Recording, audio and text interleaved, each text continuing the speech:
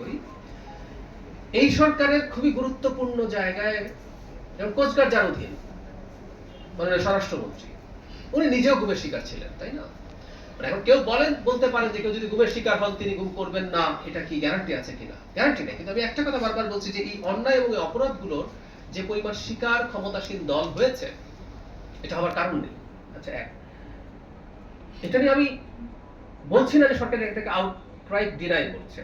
এই কথাটা যেহেতু এসছে এটা ভেরিফাই করবে এবং আমি এক্সপেক্ট করব, আমি স্বরাষ্ট্র মন্ত্রণালয়ের সাথে নিজে কথা বলবো, তারা যেন এই ব্যাপারে বিবৃতি দেন, তারা যেন এই ব্যাপারে কথা বলেন। কিন্তু আমি এই সরকারের জায়গা থেকে মনে করি মানে হয় না অনেক সময় এই ঘটনাগুলো কোনো না কোনো অন্য কোনো ভেস্টেড ইন্টারেস্ট গ্রুপ করে থাকতে পারে, তারপরও সরকারের দায়িত্ব আছে সরকার এটা নিশ্চিত করা। এবং এই আলাপটা আমরা আগেও করেছি, কেউকে যদি অন্য কোনো পরিচয়ও কেউ এটা করে থাকে তাকে উদ্ধার করা বা যাবতীয় দায়িত্ব কিন্তু সরকারের।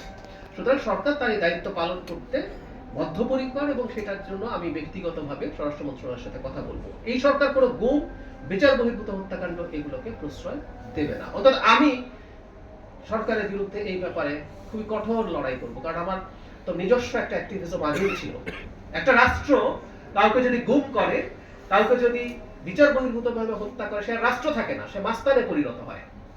রাষ্ট্র কিন্তু কাউকে খুন করতে পারে, বিচারিক হত্যা সেটা হচ্ছে আমরা বিচার করব, বিচার করে সব প্রসেস শেষে তার মৃত্যুদণ্ড হতে পারে, তখন সে রাষ্ট্র হয়। যে আমি আইন প্রয়োগ করছি, সে যদি এমনি ধরে খুন করে ফেলে, এমনি ধরে গুম করে ফেলে, সেটা তো আসলে মাস্তানি হয়, এটা রাষ্ট্রের কাজ হয় না। সো আমি এই ব্যাপারে খুবই সচেতন থাকবো এবং আমরা কাজ করবো।